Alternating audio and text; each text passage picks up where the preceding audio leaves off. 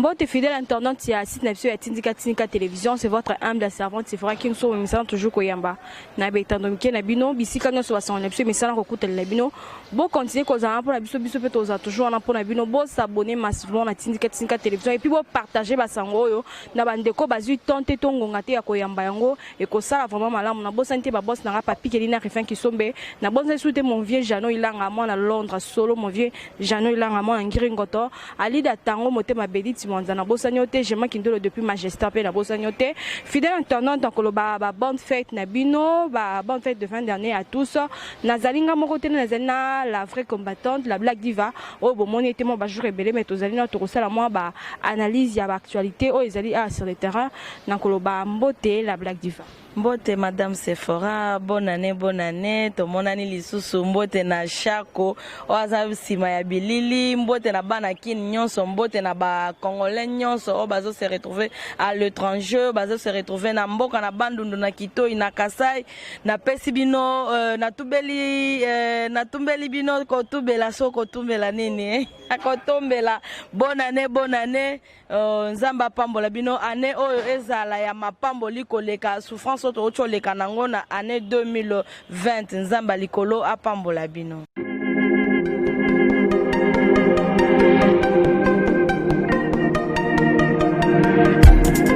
Après 25 ans d'expérience, eh oui, de 1995 jusqu'à ce jour, Elton Store, l'unique shop congolais de Londres, na Grande-Bretagne, Tilalong, et Salikosa la fierté à la communauté nabiso, et surtout, il y a un homme d'affaires congolais sérieux na diaspora. Oh yes. C'est créé Elton Store et Salika Kamoko, le sérieux, accueil, na service qui toko na ba client na ye. Avec ma produit na ye, il y a première classe, il y a qualité supérieure. Oh, il y a ma bombe à Eden Store. Oh yes, mon climat bimbe yeba. La maman à Londres va confirmer. Eden Store, c'est le berceau des produits cosmétiques. Il y a solo produits originaux. Et yes, les alipes perso à produits alimentaires, naturels et organiques. Au travers de nos produits cosmétiques, Eden Store détient le secret. Secret ya solo, où ya poso ya maman moi c'est qui toko. Poso ya moi so penza basali kolula,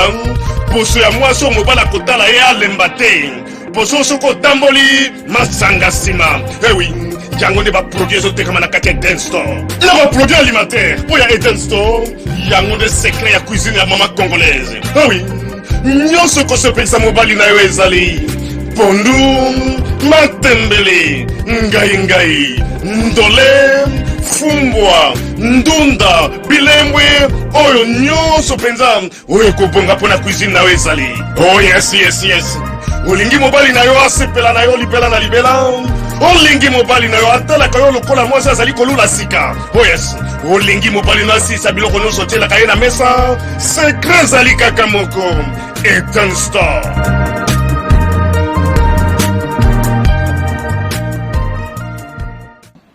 Internaute qui m'a directement l'actualité, moi l'ambo la Black Diva Tomoni,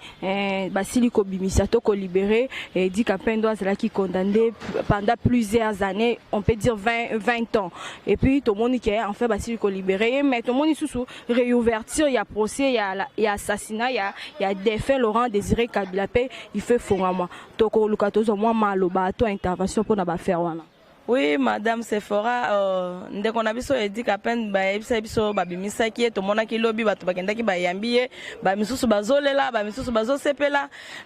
ezalaki mwa pasi mingi ko condamner mutu na eloko ya salite juste pour na kolongola kaka mwa eloko ya mutu a ucho sala eloko wana nzambe merci pour apesi biso mokonzi azotala makambu ndenge ezokende makambu ndenge ezali azolanda te ke il faut kaka mutu asali likambu te bino bokondane me akolandela pepo aza mwana mboka ayebi makambo ebele yango moni to bandolela trop tozwa mukonzi aza ya mboka na biso po so ayebi makambo ebele moyen ba vie wana bavanda na prison ndenge bavandaki wana ezalaki te to pesi merci na mukonzi ya mboka Fachi Beton ndenge a libérer ndeko na biso edi kapen depuis pona procès oyo bazofongola toza na posa efongwa makaka poso efongwami tokoyeba ba vérité ebele tokozala te kana mokonzi moko ayeboye 2 ans 3 ans après liwana ye puis tomona lobi makambo mosusu échanger tozwi ba souffrance moko boye oyo ezalaki inattendue ndenge tomonaki non papa ocho ya boye babomi ye balandela procès na ye mutu oyo abomaki ye wana soki aza en vie il faut bazongisa ye na place ya Edi Kapende wana avanda ne kana makala so akufa na ye mais bafongola kaka nini procès wana c'est bien pour moi. Le pays union sacrée, tout le monde union sacrée, tata école Félix Antoine Tshisekedi, yamba ki ba député nyonso na ngambu na ye, basili kovanda pe kosola. Kokama pe komo nango ekasandi asi kozala to kosadere na kati ya union sacrée, moi intervention na yo moi na mboka. Union sacrée maman ezalaki lokola ba fongolela ki mutu nyonso porte. Président fongolela ki mutu nyonso porte. Ndenge na yebisaka bino o ayaka kaka na idée ya chef de l'État. Ceux qui ont une idée ya chef de l'État bokosala ne musala bien mais ceux qui okotika po bato bazokota bafongoli porte et puis compte tenu ya makambo sala babosani yango ndenge na yeboye na union sacrée non ekolanda yo. Comment nango ikasange aya na ngambo ya akota na union sacrée pour alobela na peuple congolais que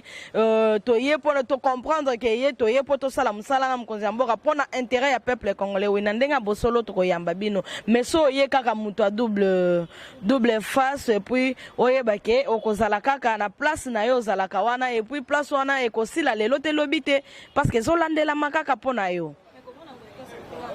Tata école directement du coup ko s'adhérer to kokoma na ngambu na ye comment na bango ko changer bakana bon monter za moi tato ezo tatonner. Oui ezo tatonner ezo sala bien te pona bato yo bazo comprendre makambo ndenge eza te pona biso bato zo comprendre ndenge ezali tonzimi bango baya ozo comprendre tondimi bango baya bavanda so bapusani pembeni ke makila no bizaleli na yo zo simba te na biso oyebake okozala kaka place ozawa na fachi aza papa moko bien ndenge madame otaki oloba aza papa moko bien mais alobaka trop te akotalela bino ndenge bozo sala so ye kaka na misala no mabe makambo no mabe oyebake oza kaka libanda et puis akope na ebiti confiance ngo oyo ata yo moko papa mama ata yo moko mobali awanga na miso ba camarade aloba boy ayozongela yo moko boza boy azongeli yo otozonga ka oza mwasi na to bota na yo kanisi confiance wana totalement ya bando banga opeti bando sala makambo bien po yo ozongisa ka confiance ne pas na c'est ça avec bato nyonso bazalaki mitema mabe o baye na lolenge yake baye net ko flatter po bazonga so ye ko sala musala po na peuple to kondima yo mais so ye ko sala musala po na peuple te on s'en fout de toi hein? Tout le monde peut inauguration et à ce moment il s'est là qui t'attaque la série qui ça la inauguration et l'autre bande kobele to ba population belé surtout yanga ba tchango bande kozé là en fait tout le monde inauguration ça la mi mais tous à moi surpris pendant comment on a embouteillage ndenge ezali ko ba accident plutôt ndenge sili ko banda déjà ko sala mais ezali ko sala moi pas surtout éviter ceux qui sautent mutant et ko bongama lié à ba accident to ezapona ko aider biso pona ba transport et puis pona ko la embouteillage na mboka na biso. Oui, madame, c'est fort. Pour la question, on a fait comment l'accident, on a et quand ça la biso passe, bien sûr. Pour aider le kwasika, il faut tomber ça nanango. Ce que chauffeur est malamu, ozo utanase, ozo mata, ozo déjà nangomba. Quand tu descends à vitesse nini. Ba chauffeur. Saute moto eza lokola ngomba bino moko bozo mona ozo mata ozo banda ozo mata ozo kita madame Sephora et puis mata tant ozo comme niveau à vitesse tant comme yo kita to yebaka ke il faut réduire vitesse pour o kita bien on comprendre madame Sephora tant o kita et que ça n'a problème te tu montes en vitesse tu descends en vitesse tu risques ba chauffeur saute moto eza lokola ngomba net ndengo kenda kata banzela bandundu ndengo kenda bangomba wana ndengo respectaka ba montagne c'est ça aussi avec saute mouton pour éviter les accidents zala lolenge wana komata na ndengo zo mata malembe okomi na place ngomba o matisi pona pression ya mutuka na yo na kokita réduire vitesse na yo saute mouton ekozala na problème te madame Sephora. Une cérémonie à ouverture à école de guerre ici au Sama à Kinshasa la présence il y a tata école Félix Antoine Tshisekedi na Ilukamba bazala qui présent donc le 14 mois intervention non parce que na pour la ouverture wana. Oui, maman. So tu comprendre que biloko nyonso fait ça la mape na mboka na biso. Ne faut pas ka to balula mutu to bandoluka banani ba ko informer batu ko sala non. Il faut esa le mandenge esa le miwana ba yebi mukonzi mboka yebi pourquoi a inaugurer école wana. Pona biso to komona ngo ma BP pona kati ya centre ville et loko abongo esa le maman eza bien pona nga eza bien na yebi te pona baninga bazolanda ngai to kozela bango kana ba commentaire so eza bien te ba yebi biso to yeba pourquoi eza bien te. Moni pe lisusu tata ekolo na ndenge asile ko yamba ba député à lobaki to s'adresser qui na bango ko loba ete que personne ne vienne vous intimider de vous intimider, vous n'avez trahi personne asili ko lobango pas ba député to bité pourquoi asile ko loba na bango bon. Oui, akoloba na bango bongo parce que za homme sage ayembi ke ba député nyonso wana. Madame Sephora oyebi na mokili na mboka ndenge toza boye soki omoni pa ba voisin moto epelaka kuna baliaka epa na bino nzalezala o créer kaka ozala amina mwana moko kuna na lopango wana tango kozala kuna ozolia malgré ozolia ezepa bato ezepa na bino te un jour okozonga kaka kepa na bino atolia epa bato na misunyo okozonga kaka epa na bino olia pe ya matembele na pilipili posala nini olala ba député wana pona ngai onyoso bazongi président pesi bango courage parce que ba trahir mutu te ceux qui va comprendre que 18 ans nyonso yo et ba travailler kaka pona mabumu na bango na parti politique na bango oyo wapi. Non, na ebité ceux qui ba bengi bango ba kota na ndenge ba koti wana côté na bango ndenge bazalaki ba mimonike tokokoka ka te to bandolia ka libumu na biso moko siko mukolo to okufa baninga wana pe bazali banda ba yo mema biso vaut mieux tozala na kati ya bato ke kozala na kati ya mutu. Est-ce que vous comprenez? Kozala na kati ya mutu na kozala kati ya bato parce que peuple nde makambo ndenge tolobaka okoko ela likambo lelo bango kande ba osala au secours na yo et puis ka sozaka ya mutu et mutu wana akokoka te ko ya ko sembola jour okoya na libolo c'est ça ceux qui chef de l'état pesi bango ba courage wana biso pe tondimi yango parce que biso toza na sima maloba o chef de l'état zoloba so lobi ya bien te ka ndenge to chaka makelele na telebo ya koyoka yango pe to bibi eloko sali wana eza bien te papa longola biloko wana to lingi yango te ezala boye ayoka parce que za papa moko alanda biloko nyonso ndenge babenga ga vandela ka WhatsApp non ala azwa kata ya kolanda pe koyoka bana ne biloko bazoloba parce que za papa moko bien awala kisaka fatigue na été. Les députés nationaux du FCC veulent perturber les tenues de la séance plénière consacrée à l'ouverture de la session extraordinaire. Tu éviter pourquoi ce que va perturber séance wana. Maman, baza mbala nyonso na yebisaka bango na yebisaka balandi na biso na lobi baza lokola banyoka bakatana mutu mukila nde etikali ezoningana. Bazo oui apparemment baza mais bayebake baza na majoritaire te. Vous comprenez? Pour ce bazala na majoritaire, bureau Mabunda n'allait pas tomber. Mabund alingaki akoya te. Vous comprenez? Oui, parce que baza majoritaire te, il y a 60 députés. Maman, to landeli makambu nyonso wana ndenge balobaka, baza majoritaire te. Yango bakota na bango basala o bamoni basala mais biso kuna tozate. Biso ba peuple toza kuna te. Basalo nyonso balingi basala mais ba prouver biso kaka na majoritaire na bango c'est tout. Et puis ba osala désordre wana na banani. Je ne sais pas madame Sephora. Ba osala ba désordre wana na banani. Ba ko perturber ngonanu est-ce que bango baza combien? Tant so elingi ekota oyebi bien bitumbe utangi olekana to landia ba kiti ebukani batu oui mais ko sale maga bongo sale maga dans ba pays nyonso e sale maka eza un problème te so bango ba mais ba prouver biso kaka majorité na bango. Vous comprenez? Les députés pro-Katumbi menacent de quitter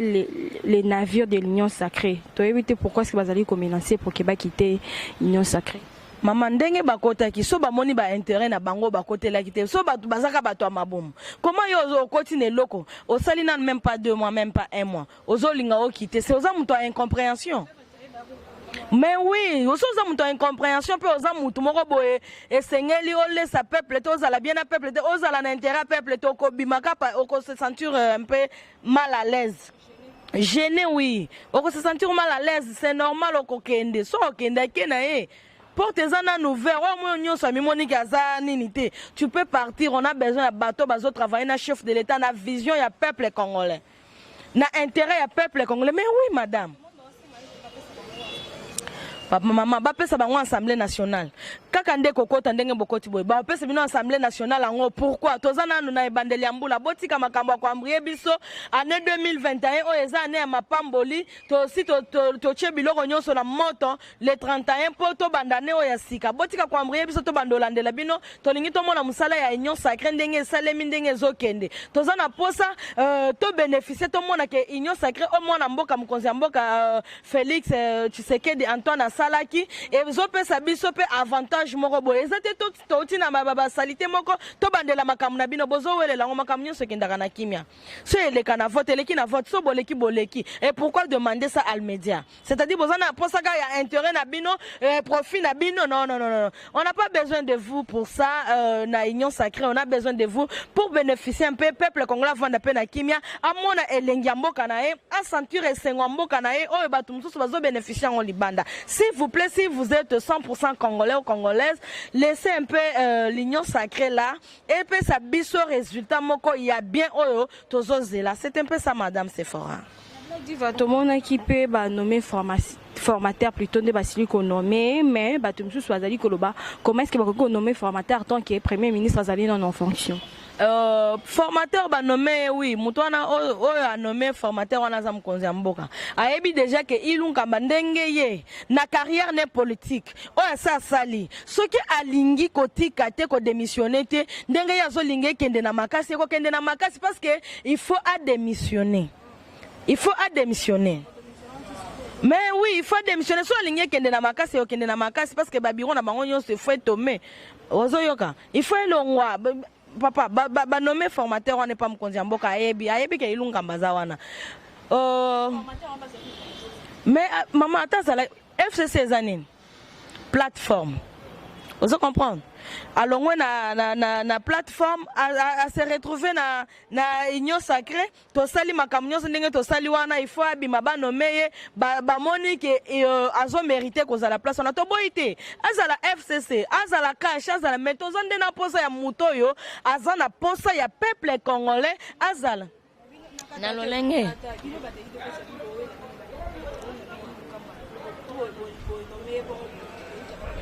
non tozo welela ba député te maman tozo welela ba député te toko welela ba député poto sala na bango nini député wana banani ba votaka bato a FCC bato a PPRD bato a UDPS non biso nde ba peuple to votaka bango toza na posa ba travailler ndenge tozo mona peke ndenge to polelaka bambula to bimakana sa mbula pona okendo voter bango il faut nde ba lakisa biso nini bazo kendo sala place to votaka bango. Papa Sozu a déjà mis tout kanomi balé. Ozu moi bambon mais il faut ça la paix quelque chose pour peuple congolais peut se retrouver na kati ya eloko wana madame Sephora. C'est pour cela tozo senga bino ceux qui besoin na mutema moto pour ba fongoli porte pas mkonza mboka bokoti bokomi ba pesa bino ba nini ensemble ba pesa bino boko zalaka libanda parce qu'on n'a pas besoin de gens comme vous. Moni basili kotia maboko to kokanga Roger Lumbala oyo azaleki pe na ngambu na bino ya UDPS mais pourquoi est-ce que ba infiltrer to ba rebelle bazali belé ba bandika repa ya Roger Lumbala eloko na madame Sephora na lolenge na ngana monaki loko les injustice ozo comprendre les injustice po tozana ba rebelle belé awa bazo sala bitumba na est bango nyonso wana baza conscient batutu baza wana baza conscient bakanye mais nako loba na nga ebele te parce que toyoki quelque part bakolo ba non bakangie po nini aza soki français so aza boy mais biso toza kuna te so bakangie à partir à côté bakangeli wana baza na makambo na bango bazolandela mais so ezaka po na rébellion ke po asala rébellion na mboka na ye ba rebelle baza ebele ba rebelle baza Robert Oyewana Kimi Akimi aza en Afrique du Sud ba rebelle baza ebele bazo pesa ba misusu be baza ebele toboinde ko tanga na Afrique du Sud bazo traiter corona en tant que muyembi azawa une heure bezawa ezo sala nini Virginia ezawa cinquantenaire bazawa comment akende kaka kuna po bakendo traiter ba Kimi na bango déjà Le père qui va quand ba avion la batum sous décoller te mais du coup quand mon comment maman ba avion comment décoller na ngambo ya batum sous ba sila ko tia maman ba ke ba voyager te maman nazo ye bate mokonzi mboka na invité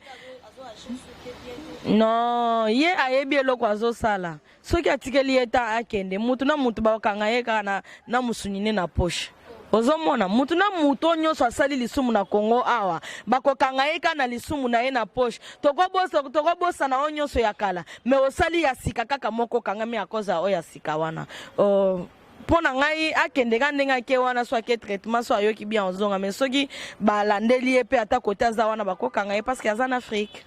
ouais. Fidèle internaute, on vraiment comment la souka émission la biso moi la mboka la blague diffère to ko luka to zo mot de la fin to ba message no s'adresser na bandeko bazali kolanda et puis pour na ba za poso contacter bozo ndeni bana mboka ka ndenge na otaki olobela bino bonane po ebandeli pe